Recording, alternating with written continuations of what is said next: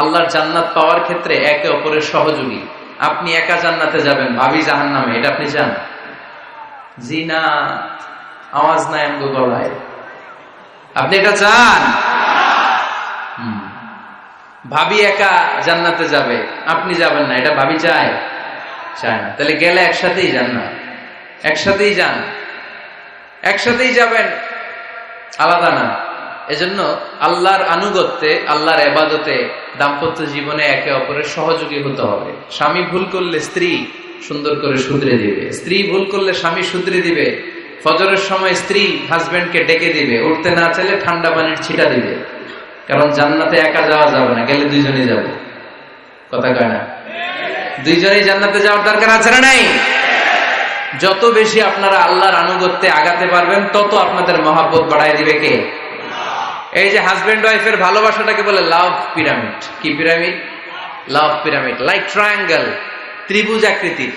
Husband ওয়াইফের ভালোবাসাটা ত্রিভুজ আকৃতির। The closer the couple comes to Allah, the closer they comes to each other. Husband wife যত বেশি আল্লাহর কাছে যাবে, তারা নিজেরাও নিজেদের তত কাছে যাবে।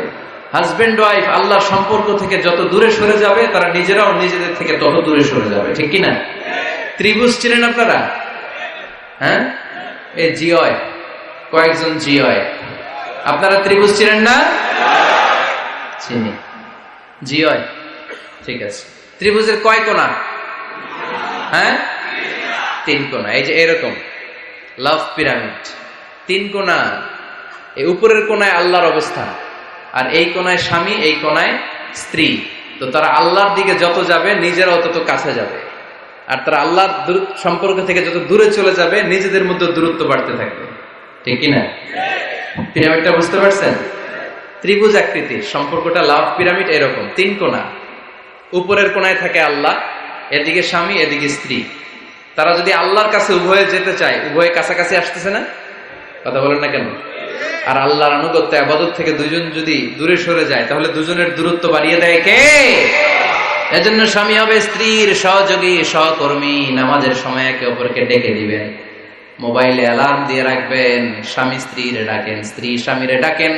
স্বামী স্ত্রীকে কোরআন তেলাওয়াত শোনাবেন, স্ত্রী স্বামীরে কোরআন তেলাওয়াত শোনাবেন। ফ্যামিলিটারে জান্নাতি ফ্যামিলি বানায় দিবে কে?